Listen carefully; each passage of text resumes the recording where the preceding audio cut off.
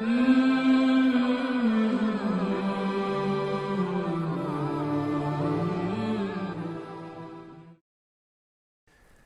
the name of Allah, the most gracious and most merciful, may the peace and blessings of Allah the Exalted be upon the Prophet Muhammad and his purified progeny, and may the damnation of Allah be upon the enemies.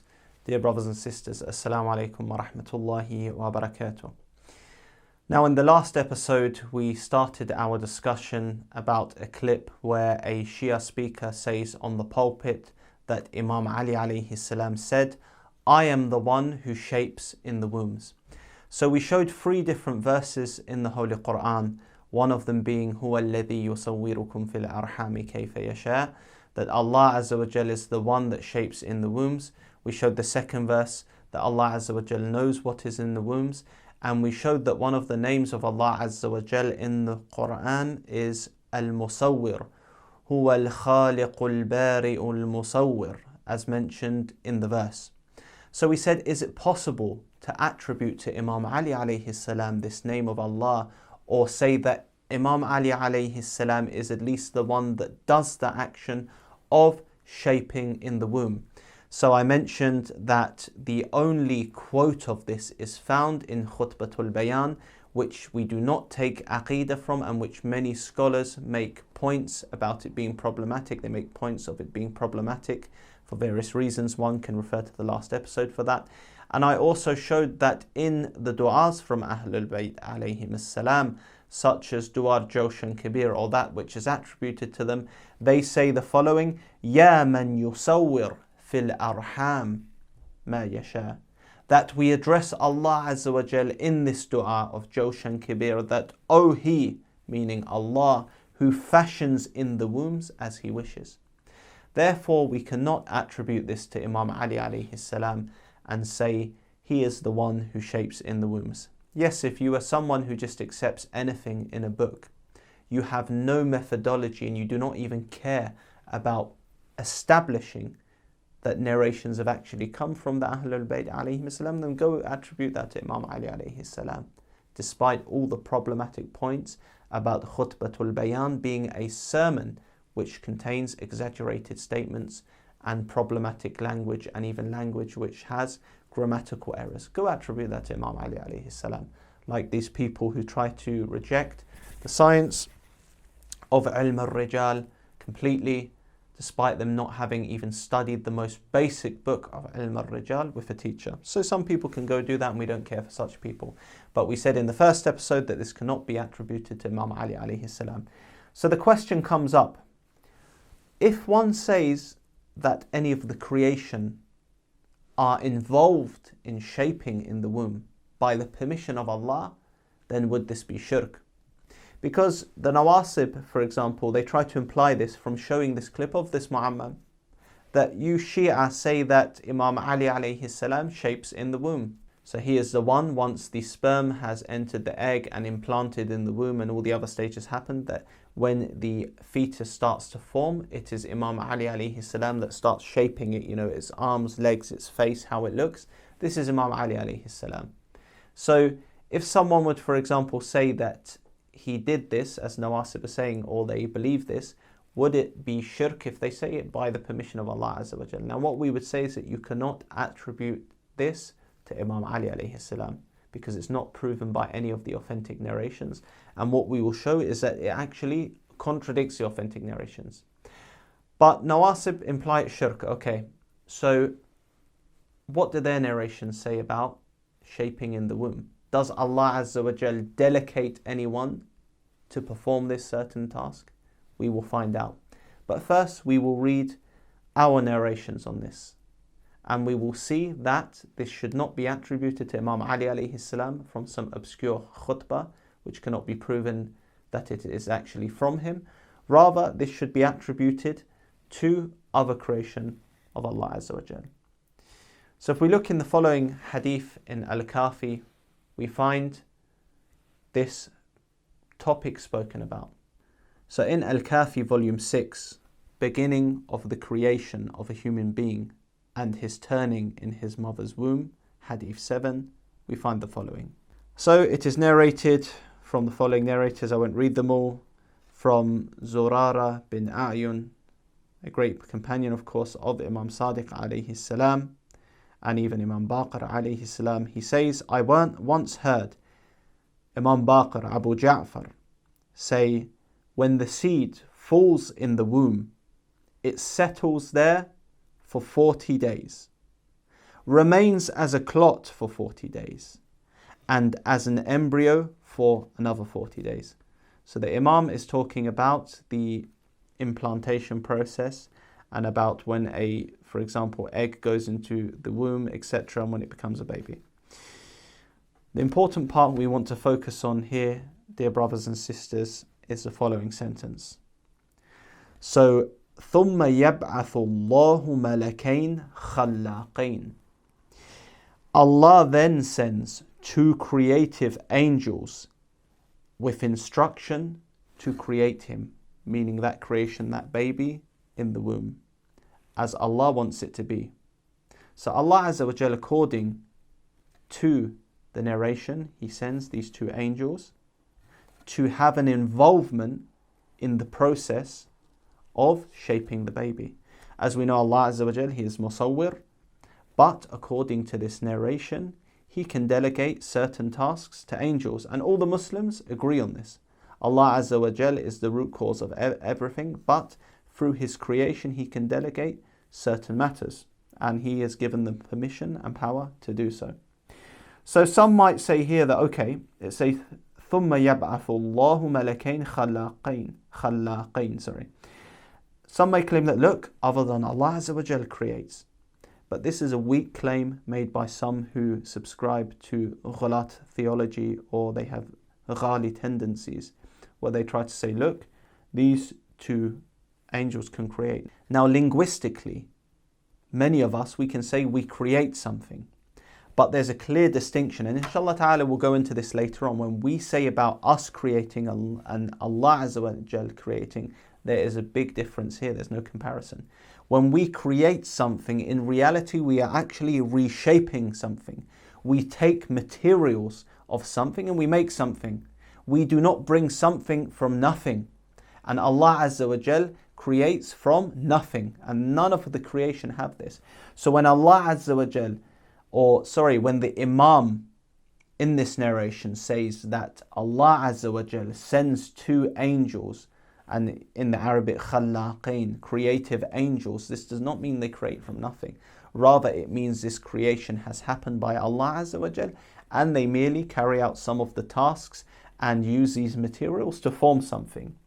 So we cannot use the word creation linguistically, which we apply to humans, and say it's the same as when we say Allah creates, because those people try to say that, look, this proves that Ahlul Bayt alayhim salam can create the universe, or they created the universe. And another point is that we imitate things. For example, there is a plane. It is imitated from what? A bird that flies. Even when we create things, we link previous thoughts and knowledge together in order to create this, whereas Allah Azza wa Jal doesn't create this. If I want to create something, let's say make a new type of device, I will always think about other things and do a comparison in my, let's say, so-called creation, whereas Allah Azza wa Jal doesn't do this. So let's get back to the narration. Allah then sends two creative angels with instructions to create him, so the fetus in the womb, the baby, as Allah wants it to be. It can be male or female, and this is the important part, dear brothers and sisters, where the narration says, صَوِّرَاهُ وَاكْتُبَا أَجَلَهُ وَرِزْقَهُ وَمَنِيَّتَهُ وَشَقِيًّا أَوْ سَعِيدًا وَاكْتُبَا لِلَّهِ الْمِيثَاقِ الَّذِي أَخَذَهُ عَلَيْهِ فِي الذَّرِّ. So it says here that they shape him. In this narration, Imam Baqir alayhi salam says that Allah sends these two creative angels to shape the fetus and write down the duration of his life, the time of his death, that he is, whether he has, fortunate or unfortunate. The two must write down between his eyes the covenant of Allah, which he has taken from him in the realm of being particles, alim al-dhar. So in this part of the narration, it says that these covenants were taken, and as we know, the Prophet Muhammad sallallahu alaihi wa alihi and the imams alayhim salam, they took covenants in the realm of particles, and we find other prophets, they took covenants, and people also had certain things, for example, asked to them in this realm, and whether they accepted things or not, but they do not remember this. So the important part of this narration, it is saying that these two creative angels shape the fetus in the womb. So one point we see here is that it clarifies when it calls them khallaqain, malakain khallaqain, it clarifies that this creating is actually what? Shaping in the womb. It's already created there by Allah Azza wa Jal, and Allah Azza wa Jal asks them to shape. So there's no contradiction here. When we say Allah is the one that shapes, He can delegate this task to these angels and He instructs them to do this. So in reality it is Allah Azza wa Jal, but He is delegating a task which is not shirk or kufr like the nawasib try to claim. So we see that the angels are involved in this process according to Imam Baqir alayhi salam. That Allah Azza wa Jal sends them, Allah sends them, and they are involved in this process which is not shirk. So if someone would say that Imam Ali alayhi salam shapes in the wombs, it wouldn't necessarily be shirk, this statement which they say, because they say it's by permission of Allah Azza wa Jal.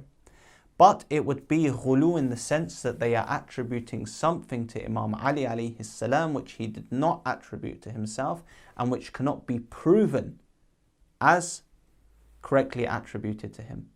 And this hadith, again we'll read the quote that Zurara says he heard Imam Baqir alayhi salam says, when the seed falls in the womb, it settles there for 40 days, remains as a clot for 40 days, and as an embryo for another 40 days. Allah then sends two creative angels with instructions to create him, with instruction to create him, as Allah wants it to be. It can be male or female. They shape him and write down the duration of his life, etc. So again, it is not shirk here, rather these angels, they have a involvement in the process, and the grading of this hadith is sahih, authentic, according to Allamatu Majlisi. So in Mir'atul Uqul, it is graded as an authentic narration. Therefore, we take the authentic narration in Al-Kafi from the Imam saying the angels are involved in this process, and we do not give this to Imam Ali alayhi salam. So again, we establish from an authentic hadith from our own books that the creation can have involvement in shaping in the wombs, as we see for the two angels here. And we will also show this from the ahadith of the nawasib, or those who refer to themselves as Ahlus Sunnah. Now an objection might come, and this objection I've also heard often from some people who try to do a qiyas, an analogy in aqeeda, which can be very problematic. This wrong type of qiyas, the actual speaker in this clip, he mentions the similar reasoning. How? He says, for example, if the imam is higher than the angels, then they should be able to do this. Now let us answer this claim, dear brothers and sisters, because I've heard people saying this before, that, oh, if an angel does something, the imams should be able to do that and must do it because they are higher than the angels. Now, firstly, the imams alayhim salam, they have their duties, they have their tasks, just like Rasulullah did, all the other prophets did. They have their specific tasks and duties. It does not mean because angels are assigned to do certain tasks that the imams have to do it. Now let me give a modern day example that everyone can understand. We have a manager in a company and the lower employees. Let's say, for example, cleaners who do a particular type of cleaning process. Now the manager, he might be higher in status of this company, but he doesn't do the actions that the lower workers do. In fact, maybe he doesn't actually know how to carry out certain processes. Let's say they do some in-depth type of cleaning or use certain types of sprays, etc. He doesn't know maybe all the details. Maybe it's just for him to manage them, to see that they come on time, etc. Now, would him not knowing these things in depth, or let's say he knows them but doesn't do the task, would it make him lower? Because the Imams alayhim salam, they can know how the angels do this. They tell us actually what the angels do. But do they have to do this action to be higher to them? or to be higher than them? No. So the same way a manager in a company will not do the tasks that these lower employees do, it does not make his status lower. Within the company, everyone would say he is a manager, therefore his role is one of superiority over these lower workers, although he doesn't do the tasks that they do. Therefore, with the imams alayhim salam, if the angels do particular tasks, it doesn't mean their status is lower if they do not do these tasks. Yes, they tell us about these tasks, but it's not their place to do them. So unfortunately, those who do analogy in their aqeeda, they say that no, the imam must have to do this because the angel does it. No, as we said, a manager of a company, he doesn't need to do these lower tasks of the employees or these tasks which are not delegated to him, and it does not affect his status because he is higher in job title. The same way that imams alayhim salam are higher in their rank in the sight of Allah Azza wa Jal, it doesn't mean they need to also do these tasks of the angels. The angels, the malaika, have their tasks. The imams alayhim salam have their specific tasks or their duties that Allah Azza wa Jal has assigned them. So this argument is invalid where someone comes along and says that, oh, the imam must do these certain types of tasks because they're higher than the angels. And let me give an example how this could really lead to bad types or incorrect beliefs and problematic beliefs if one does this qiyas, this type of qiyas that they do to try build aqeeda. Now, one example is Jibril or Jibra'il, that of course he delivered the wahi, the revelation to the Prophet Muhammad sallallahu alaihi wasallam. Is his status higher than Imam Ali alayhi salam, the angel Gabriel? Does he have a higher status than Imam Ali alayhi salam? No, Imam Ali alayhi salam is higher than him. But if one uses this bad type of analogy, they can come along and say, well, Imam Ali alayhi salam is higher than the angel Gabriel. He's higher in status. Therefore, Imam Ali alayhi salam, he must have given wahi to the Prophet, the one that comes and gives revelation to the Prophet sallallahu alaihi wasallam. You see where this bad type of analogy and qiyas can lead in aqeeda, where one would say that, okay, because Imam Ali alayhi salam is higher than status, he must also have given the wahi to the Prophet and come down like an angel. No, no one would say such a thing. But the same example could be used to those who say that, because the angels shape in the womb, Imam Ali alayhi salam is higher than them, he must do that as well. You see where this reasoning, flawed reasoning in aqeeda leads to. Yes, there are some analogies which are valid, but this type of analogy is not valid. Because again, people could say this ridiculous example and claim that Imam Ali alayhi salam gives a revelation of the Quran to the Prophet Muhammad sallallahu alaihi wasallam because it's higher than the angel Gabriel, but no one would claim this. And this is just an example to answer those who say that, oh no, okay, it's not proven from Khutbatul Bayan from Imam Ali alayhi salam, but he's higher than angels, so he must do all of that. One does not need to attribute the tasks of the angels to the Ahlul Bayt alayhim salam, and the Ahlul Bayt alayhim salam not doing these tasks do not make them lower. So now we've answered about shaping in the wombs.